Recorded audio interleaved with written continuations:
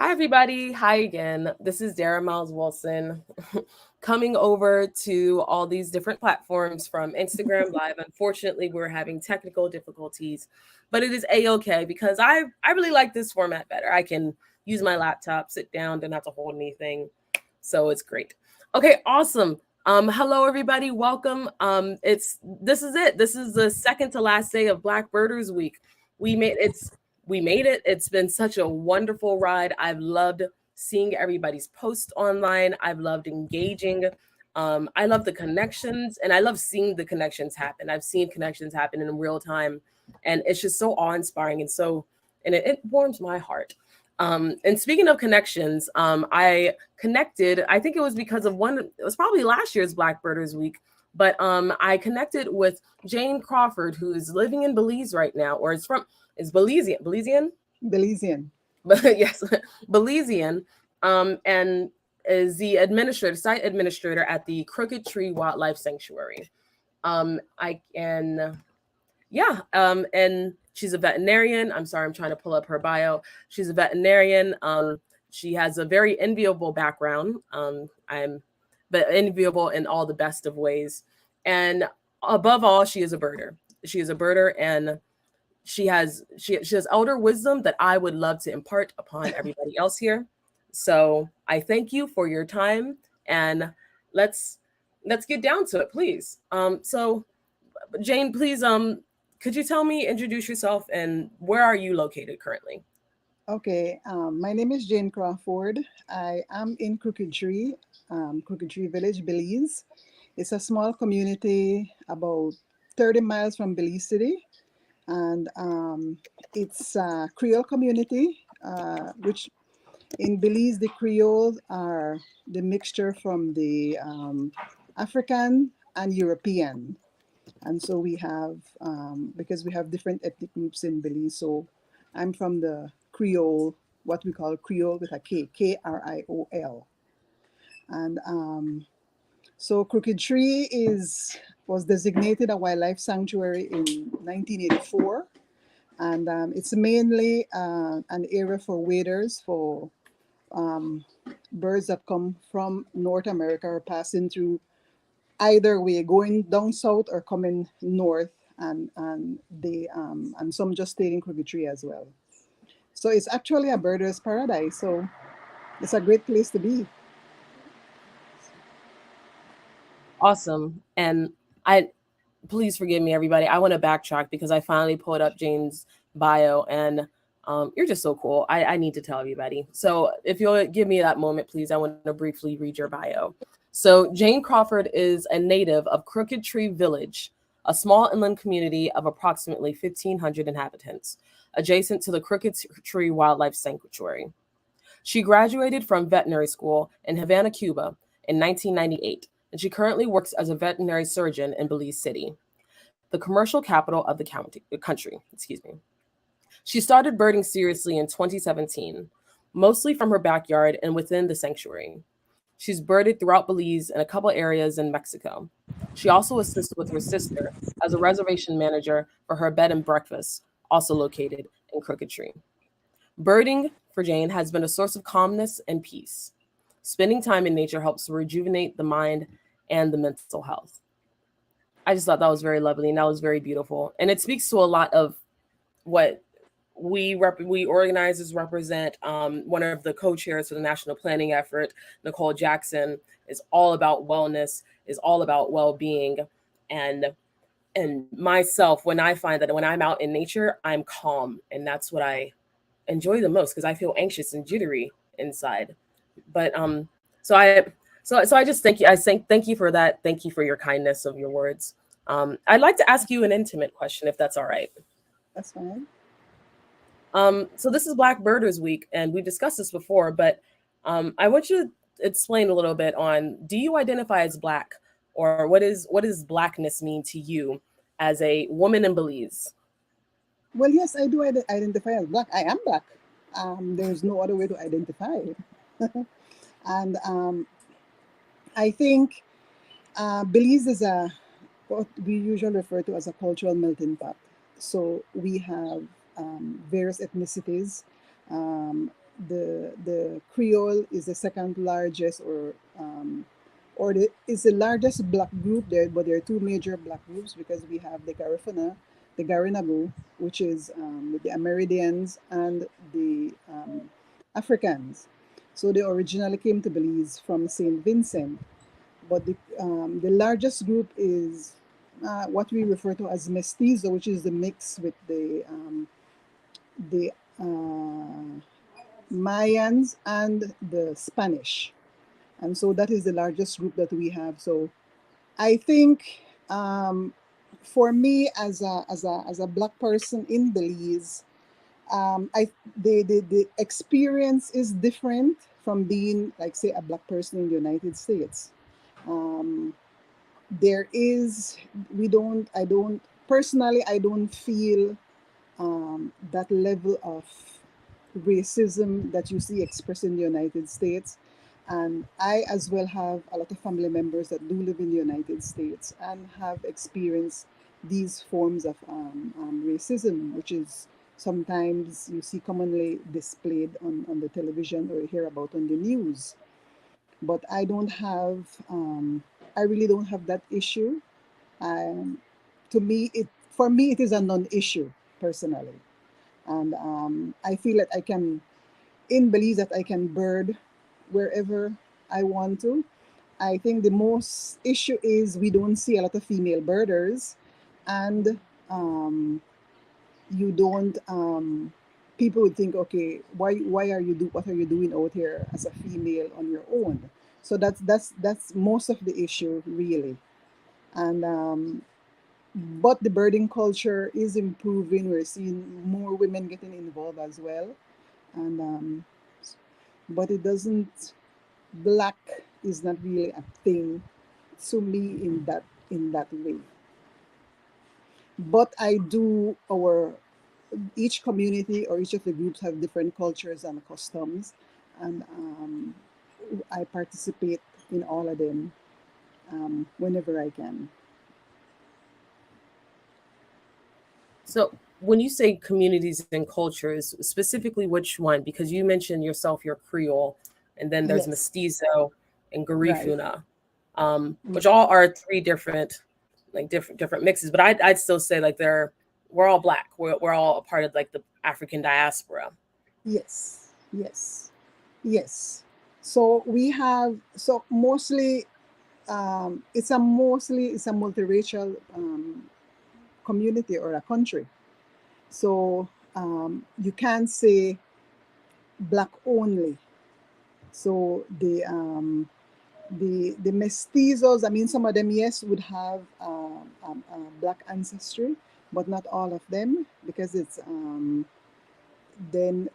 But yes, the two main black groups are the Creole and the Garifuna, the Garinagu groups in Belize, and that makes up about maybe 35% of the population. Mhm.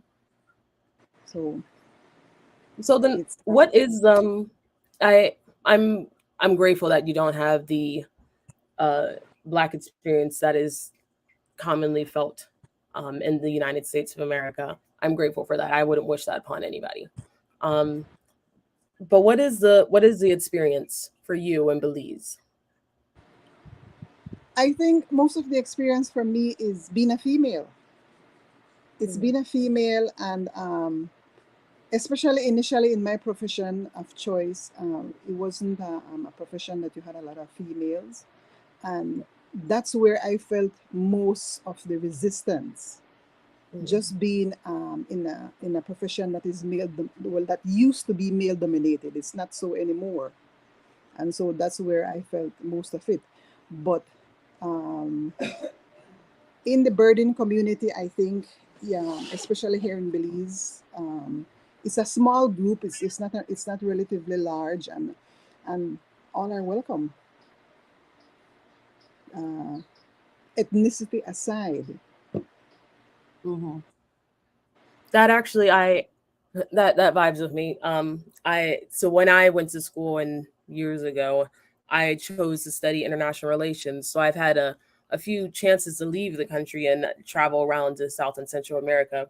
And that's one thing that I absolutely, one of the reasons why I loved being outside of the United States, because I felt for the first time ever like my, if someone didn't like me, I didn't have to think about, is it because of my race? You know, if Right. anything, like there could, the only issue I have to worry about, like not even, it's not even an issue. The only issue people would be concerned with me about would be my gender. And that must be so freeing, just to be able to go out and bird and to not have that weight of essentially societal systemic racism bearing down on you. And I think that's very beautiful. I think that's really beautiful. And yeah, so but I also find I also find when I reflect on my times out and about birding, you're right. It is a male dominated field. As a matter of fact, the talk that we just had earlier, Judith Marembe in Uganda is a tour guide and made a few nonprofits just for that, to combat that, Right. understanding that there should be more women, understanding the importance of communicating tourism or ecotourism to local Ugandans. It's it's very challenging. So I want to know about the challenges that you faced as a vet, as a birder, as a woman in Belize. Well, I think initially I don't feel like I have a lot of those challenges anymore. But as a recent graduate, as a young vet, there was a lot of because Belize is a part of Latin America as well.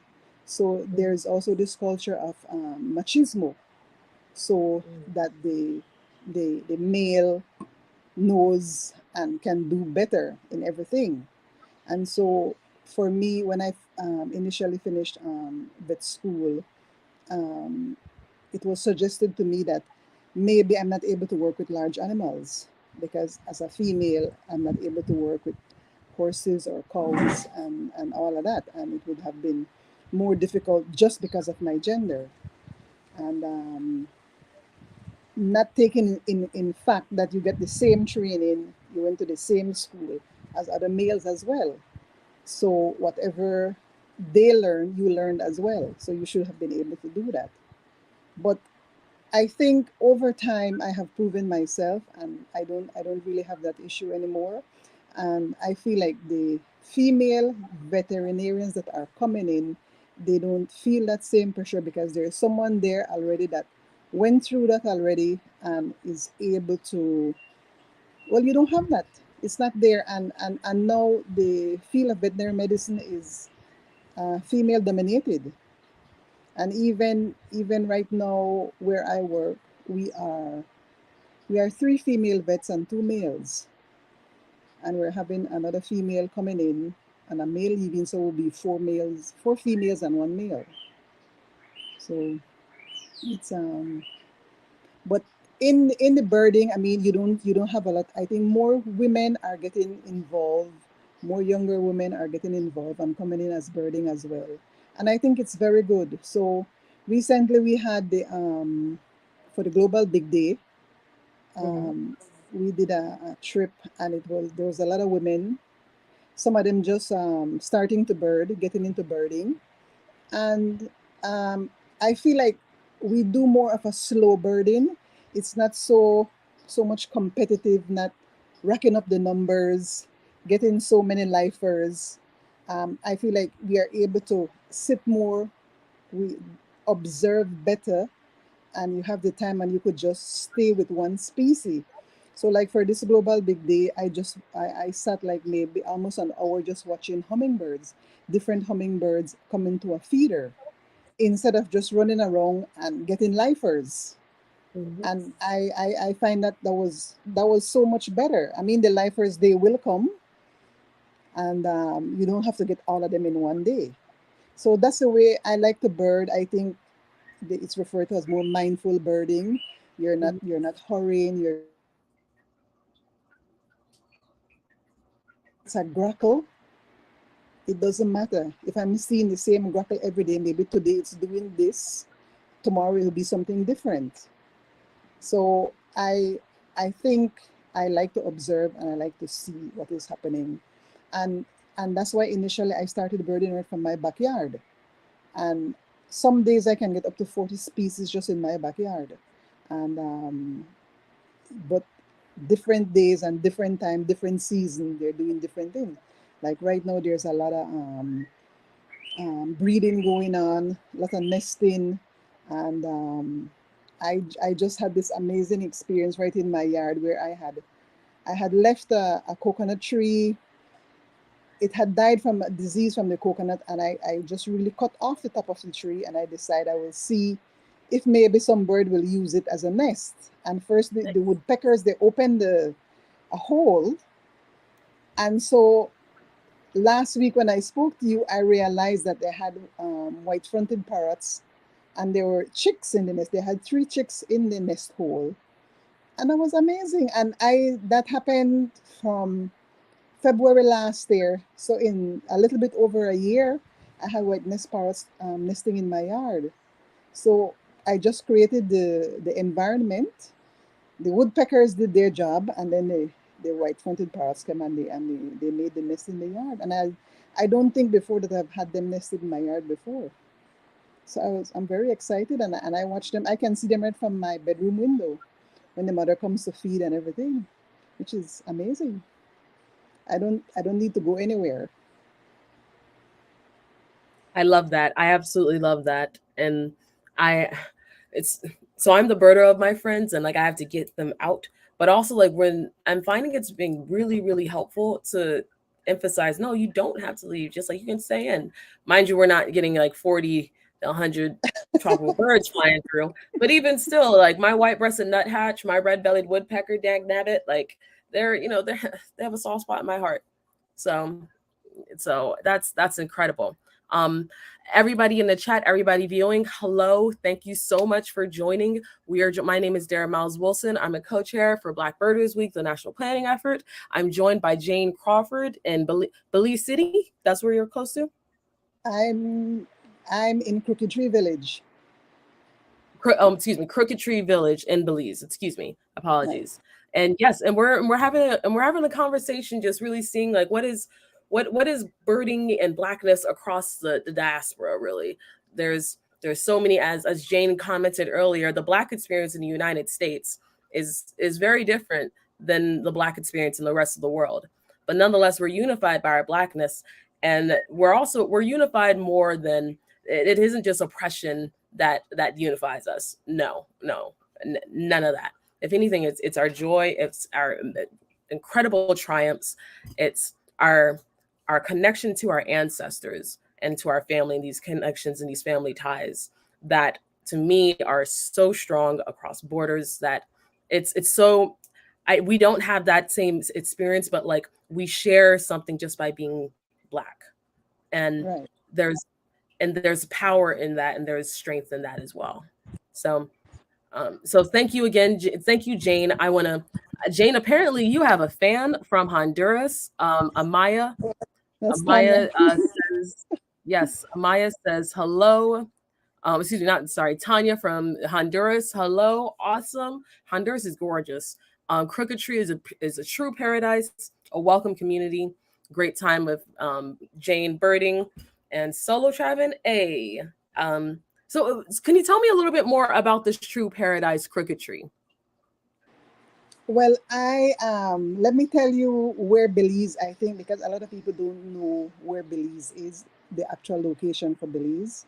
And it's a very small country. We are approximately 450,000, the country, complete inhabitants. And we are on the eastern, let me see, geography, on the eastern coast of Central America. And we're bordered to the north by Mexico, to the south and west by Guatemala, and we have the Caribbean Sea, 144-mile coastline of the Caribbean Sea. So we have the whole front, the eastern front of the country is the Caribbean Sea. So we have lovely beaches as well. And we are, if you compare to the United States, we're about roughly the size of the state of Massachusetts. So it's not a very large country. And like I said, we're estimated at 450,000, the population. But in that population, we have, um, I think, or in that size of country, we have approximately 618 species of birds that you can see at any given time. Well, at different time because it depends on the migration. So we have also the migratory birds that come in from North and South America, and so that's the. But Crooked Tree is was formed as a sanctuary, a wildlife sanctuary, actually a bird sanctuary in the early 80s. It's actually an inland island. It is surrounded by a wetland system, and the island, the village is in the middle of the system. So to get to the community, there's a causeway because it's not connected to the mainland. So a causeway was built in the early 80s as well. Before that, we could only access the mainland by boats or canoe or whatever to get out, to get to the main, to get to Belize City. And so because of the wetland, so the migratory birds congregate when the waters for the lagoon goes very low, because in Belize we have two seasons. We have the dry season and the wet season. So right now we are at the start of the rainy season, which is the wet season, which is the start of the hurricane season. So the official start was yesterday for the hurricane season. So the birds, the number of the migratory birds, the waders, the numbers go down because the lagoon starts to fill up again with water. But in April and May, March, April, May is when the level is very low and it just gets filled with birds. And people come from all over the world. So one of the most famous bird that everyone wants to see is the Jabiru stork. So that is right there off the causeway. You don't really have to go anywhere to really see it. And sometimes there are more than a dozen at one time just right there. So, and the our national bird is the toucan. The keelbill toucan is the national bird of Belize, which is a very colorful, very beautiful bird. And so I this is our, let me see if you could see the keelbill Oh, I love toucan. the Kill Bill toucan. Right. So That's the that's one our with the rainbow national bells. bird. Yeah. So that's our national bird. And we get so many birds. Let me see. It's amazing. I mean, just to come, just to go to do, you can do a boat tour, or we also have the pine forest, which you can get different species. We have the Yucatan endemics birds that you will only find on the Yucatan Peninsula, that would be you found in parts of Mexico, Belize, and in Guatemala, and you won't find them anywhere else in the world. But the burden is amazing, and I just give a welcome to everybody who wants to come to Belize to do some birding.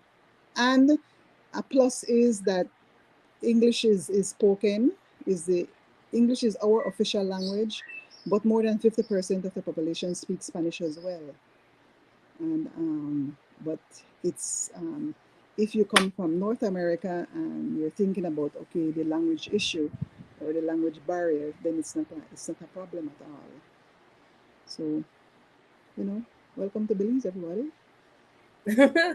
Yes, thank you. That's really key info. I have a personal rule. I do speak Spanish, not as well as I used to, but I'm uncomfortable traveling anywhere where I don't speak the language. So it's but that's just me. Um, it's very reassuring to know that we don't have that issue necessarily if we go to Belize, if anybody's interested. Um, so so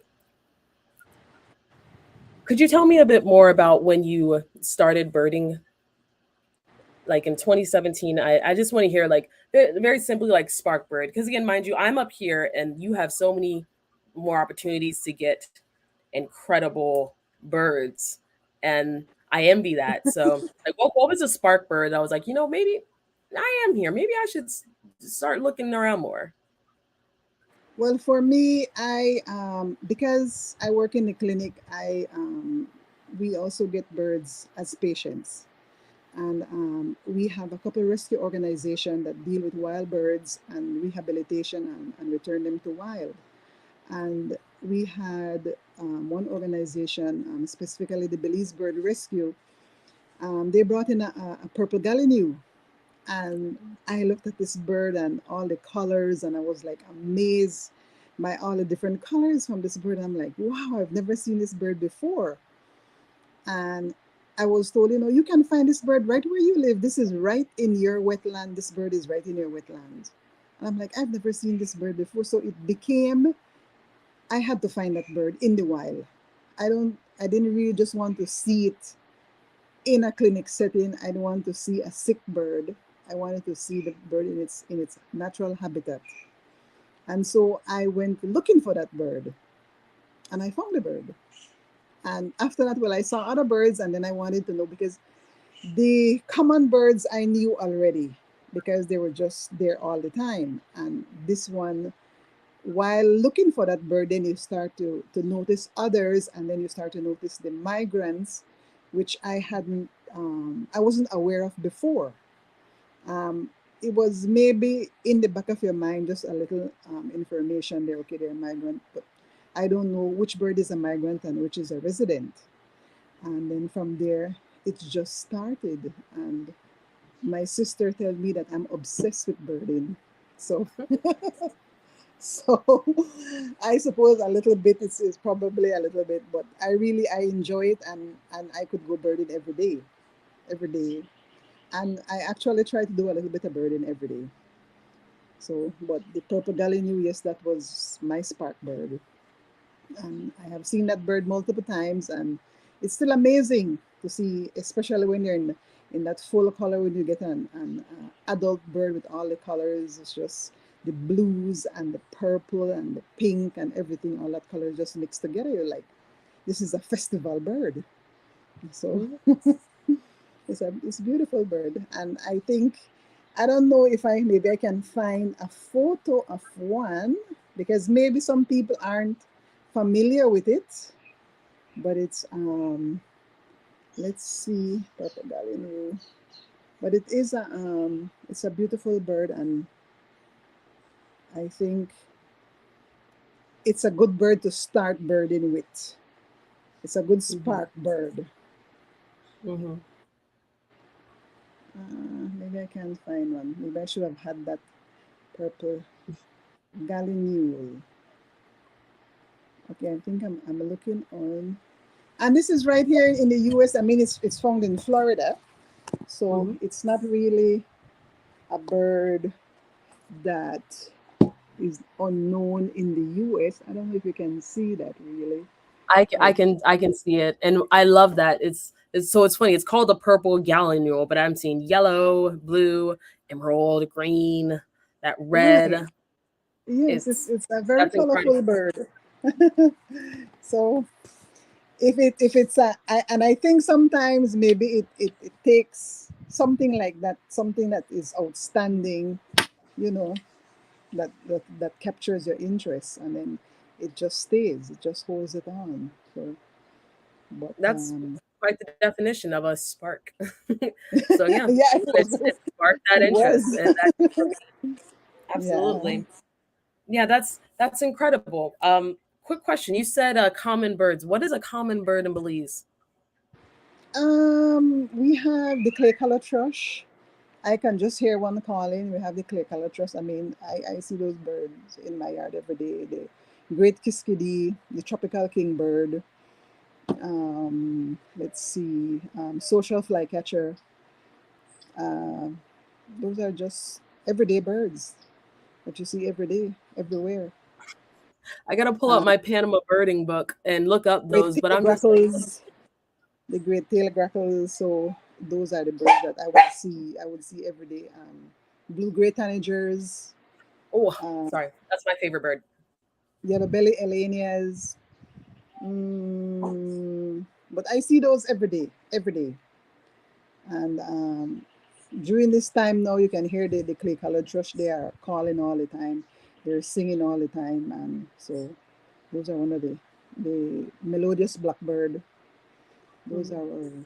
are our common common birds. For me, the vermilion flycatcher is, I see that every day in my yard. Wait, I have to pause you there. If I was lucky enough to have a blue gray tanager every day outside of my window, I could die young, happy. Like what I, like, it's so funny here you say like, oh yeah, it's just a vermilion flycatcher. Like I when I was living in Florida, I remember I went on this one bird walk in some part of the state, and a vermilion flycatcher showed up. I think it was the first time it showed up in like 20 something years or whatever. Everyone was losing it, and you're just like, oh yeah, yeah, it's just yeah. It's just, it's, so it's just it's amusing to me to listen to that, and also it's really lovely because it makes you realize, man, the world is not just like, yes, you can bird in your own backyard, of course, absolutely do that, but there's a world out there outside of your backyard that with so many birds to explore that like I may never see or and that you always see, and that's fascinating to me. Yeah, but then your backyard birds, they're not in my backyard. So But aren't I they don't want to have your backyard birds. okay? Yeah, yeah, okay. Yeah, yeah, okay, yeah. Some of the non-migrating ones. Fair enough, fair enough. Well, solid. I wanted to. I know it's Friday, close to 5, and I imagine people are probably trying to hit a happy hour or something. So, I want to wrap up our conversation, but not before I ask if there's anything that I should have asked you or that you absolutely want to impart on the audience. No, I think mostly I think is that I feel like as birders we have to be a little bit more mindful and doing birding, and that it's not all about getting the lifers. That Mhm. there's more to birding than just counting lifers. And I think I find that people who do that after a while they don't enjoy birding anymore, because once you have seen 1,000 birds, or you have marked that down, or more birds, then what else is there? You have seen all the birds that there is to see, or you're just trying to get the numbers. And I think it's more and you just do a more, like I said, mindful birding. Take your time, enjoy each bird, enjoy their differences or their similarities, and then that's the best way to bird. At least I find, for me, that's the best way to bird. And Beautiful. if you're ever in Central America, if you're ever in Belize, you come down to Cuckoo Wildlife Sanctuary. Well, this is one of the birding top hotspot in Belize anyway. So if you do e-birding and you go to Cuckoo Wildlife Sanctuary, then you would see the amount we have. You can get over 300 plus species just at this one location. So I Oh, just I believe it. Yeah, I'll be there. I didn't make it up to Belize. I made it up to Guatemala. That was for it was Honduras and okay. So Guatemala. we're neighbors. Guatemala is our neighbor. So it's Exactly. just you just cross the border and you're in Belize. Boom. Yes. So I'll hold you to that. So and yes, and everybody again, that's Crooked Tree Wildlife Sanctuary in Belize. Look it up, give it some love, give it that social media love, or maybe give it love in person if it's safe to do so. Jane, thank you so much for your wisdom. Thank you so much for your time on this Friday afternoon. This is it. This is thank you for closing out our virtual events of Blackbirders Week 2023. I'm plum peach happy that we're doing this. And but what makes me the most happy is that this initiative, this action, this started in the United States, but the Black experience is a global experience. And ever since that first year, we've been seeing people from outside the United States contributing, participating, and connecting. It means so much to me that we can connect and that we really are out here. And this is a global effort. Thank you so much for making that happen. You're welcome, and thank you for having me. And I Of course. enjoyed it. And I have from the first Blackbirders Week, I have been and I have looked on and I have shared the events and all of that. So I have been there in the background from the beginning. So I Awesome. think it's amazing. Yeah. Thank you. Well, thank you for your continued support. This is for us. This is for us, and for everybody watching. Thank you so much. Have a great Thank rest of your week, and be well, everybody. All right. Bye.